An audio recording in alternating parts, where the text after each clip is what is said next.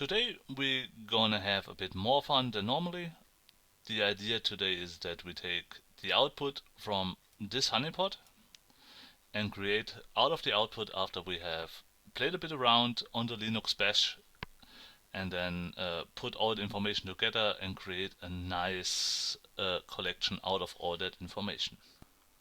So in order to start, we open our terminal. In my case, I have a folder called Send Me Spam, what is the same name as the honeypot. And I have a fetch script which now goes and downloads the latest log files from the server.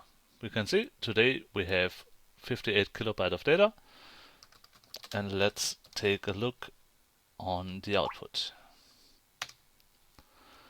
As you can see, normally it is date followed by some sort of JSON output, which gives you the service, the IP, which is the request which was sent by the client. This port looks interesting, as well as the traffic. For those of you who are aware, actually 2 weeks ago or 1 week ago there was a big attack on Deutsche Telekom, which used this port. That's why I added it to the honeypot, to have some sort of information. And I guess that's a good start, and we will start with this and create a collection. So we will now copy this, and just for better visibility we open Gedit. You can use Vim or whatever you like. We insert it. As you can see, it is plain text. So we will just do a bit for the readability, because here should be a new line, here should be a new line, same here, here,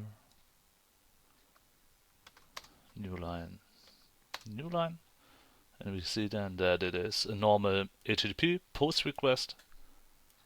A SOAP action is called for set NTP servers, followed by a SOAP scheme. What is pretty interesting is actually this, and I just highlight it a bit more, because here is a request to download some software. So go to the temp directory, download this file and execute that file. We'll now take this information, go to Xforce Exchange, groups,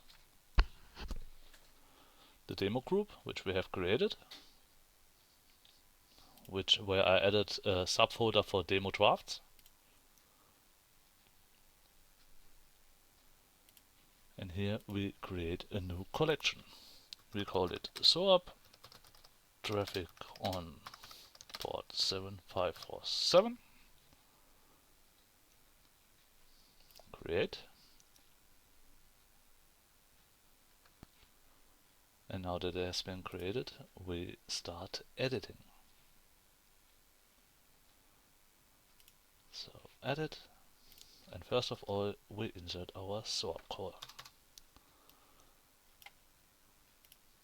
as formatted text. I just make this bold so everybody sees it directly.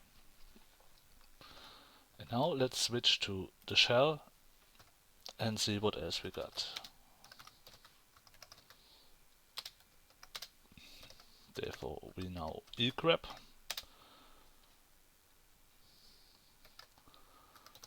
It was a wget followed by a2set 0 to 9, just in case, so we have every char covered. In a URL there can be a dot, there can be a slash, and there will be this. And this actually, how many they like. We see it worked.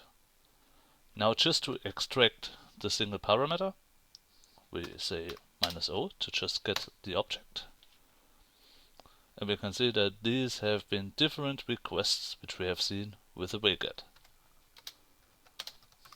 let's sort this as unique.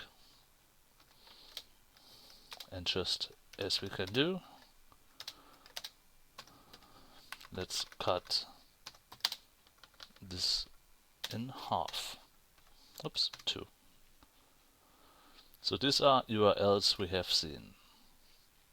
So once again and slowly, we have cut the log files we egrabbed for a single object which is described by this regex. Then we sort it to have only unique matches, and then we just cut for the second field so we don't need to erase it by hand. Now we go to the collection. Oops, my fault.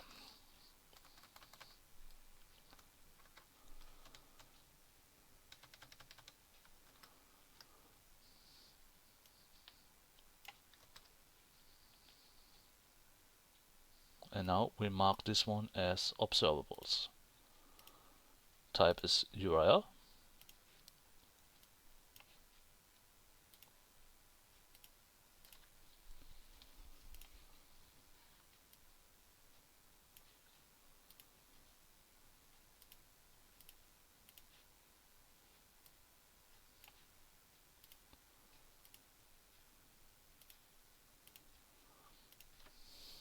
Okay, let's save it so we can see how the URLs are actually rated by the system. As you can see, it starts importing. It should now find 4 observables, which are these 4. And after it has done successfully, it should be added to attachments, and here they are. So we can see 1 is already known by the system and 3 are unknown. I guess these 2 are unknown because .host shouldn't be a legit TLD. So in order to add some more information, it might be interesting to also add the IP addresses. So we will again grab the full line which had a wget in it, and we still make another egrab, and now some simple domain IP fetching. So we have a number. This is normally 1, 2, 3 fields long, followed by a dot.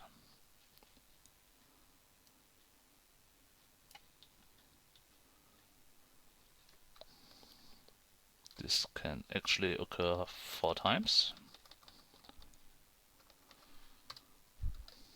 And that's it. Still works. Let's just grab for the object. Let's grab and remove our local IP address. Oops. And again say sort minus unique. Here they are. So one slow again. We cut the syslog. We grab for every line which has the wget in it, and then we grab for IP address. If you want to know more about how to grab IP addresses, I guess there are hundreds of different ways. If you Google it, you will find hundreds of different ways how to grab for an IP address. This is definitely wrong, I can admit, because it also matches just the same style. But for us, as we're now gonna add it to XFOS Exchange, it's actually enough, cause XFOS Exchange will not grab it if it is wrong. So we copy this, we go back to our collection, and then we say, please add batch add reports. We paste this information in here, say upload. As you can see, it has grabbed the IP addresses, and we say run, which now uploads the file, and you see that 26 IP addresses are found, and they now will be added to the collection. So, as you can see, a while later it has imported 26 reports, and of course you see it instantly, also rated. So we have some green IP addresses, we have some yellow IP addresses. Let's see if we have any red. No, so just choose a yellow out of the middle. And that's now actually pretty nice. I mean, we have done no IP intelligence, we have just created our collection, and now we can go through our list of all the indicators we have found until yet, and we have an overview about what the IP address, what is, how it was analyzed, what is the data. As you remember, maybe from other, we also have the rivals total as an integration. If we now would add also hash files, this would also actually be added and would be browsable for us. So, and that's actually a pretty short example what we can do with the shell, what we can do with XFOS Exchange in that case. So actually not that much, not that bad. And I hope I see you next time.